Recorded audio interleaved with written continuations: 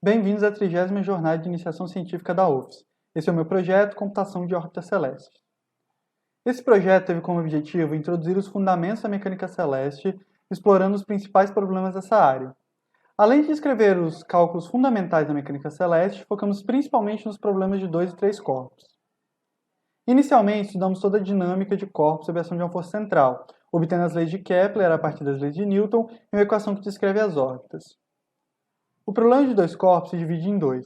Encontrar a posição do corpo celeste em qualquer instante de tempo, dados seus elementos de órbita, e determinar os elementos de órbita a partir das observações. Os elementos de órbita são constantes que descrevem a forma e a orientação da órbita. São eles: o semi-eixo maior e a excentricidade, a inclinação da órbita, a longitude do nodo ascendente, o argumento do periélio e o tempo de passagem pelo periélio. Nesse primeiro caso, obtemos as coordenadas polares do corpo para órbitas elípticas, parabólicas e hiperbólicas, onde nessas equações E ou D são relacionados à anomalia excêntrica e F à anomalia verdadeira. No segundo caso do problema de 2 corpos, assumimos inicialmente que já sabemos a latitude e a longitude heliocêntrica e o vetor radial em 3 tempos diferentes. Assim, podemos escrever os elementos de órbita segundo o sistema de coordenadas dado. Mas o vetor radial geralmente não é conhecido a partir das observações, e portanto precisamos encontrá-lo a partir da posição angular. Nesse projeto, usamos 2 métodos clássicos para determinar o vetor radial. O método de Laplace usa um processo iterativo a partir de 2 séries truncadas para obter uma órbita preliminar. A órbita calculada por esse método precisa de pelo menos 3 observações, e cabe perfeitamente na observação do meio, mas apenas aproximadamente nas outras observações. Esse método pode ser aprimorado com mais observações, aumentando a pressão da órbita preliminar. O método de Gauss também usa uma série truncada, mas leva em conta as 3 observações diretamente nos cálculos, fazendo inicialmente com que ele seja mais preciso que o de Laplace. Porém, este método possui um limite de 3 observações e não pode ser aprimorado com mais dados.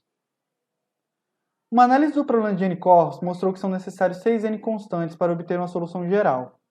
Para o problema de 3 corpos, conseguimos obter 10 das 18 constantes necessárias. Mas em 1887, Heinrich Bruns mostrou que essas são as únicas constantes algebricamente independentes que podem ser obtidas. Nesse projeto, então, investigamos 3 casos particulares do problema de 3 corpos. A primeira e a segunda solução foram descobertas por Lagrange em 1772 e são válidas para quaisquer massas se movendo em órbitas circulares coplanares ao redor do centro de massa, com velocidade angular constante. São elas: a solução do triângulo equilátero, onde os 3 corpos estão nos vértices de um triângulo equilátero, e a solução em linha, onde os 3 corpos estão no mesmo eixo. Os pontos onde essas massas se encontram nessas 2 soluções são chamados de pontos de Lagrange. Os pontos de Lagrange são aqueles em que um pequeno corpo sob influência gravitacional de 2 outros maiores ficará em repouso em relação a eles.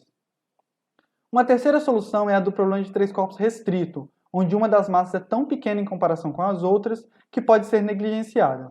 Nesse sistema, podemos obter curvas de contorno de velocidade zero para a massa infinitesimal. As curvas C são aquelas que limitam as regiões nas quais o movimento pode ocorrer.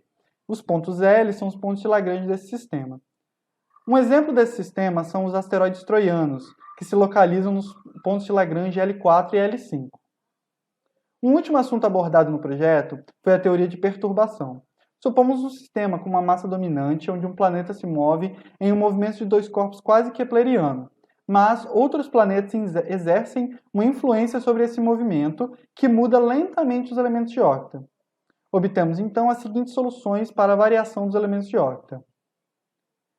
Gostaria de agradecer primeiramente ao meu orientador, Flávio Gimenez Alvarenga, pela oportunidade de participar do projeto, e à FAPES, Fundação de Amparo à Pesquisa e Inovação do Espírito Santo, por ter financiado a Bolsa de Iniciação Científica.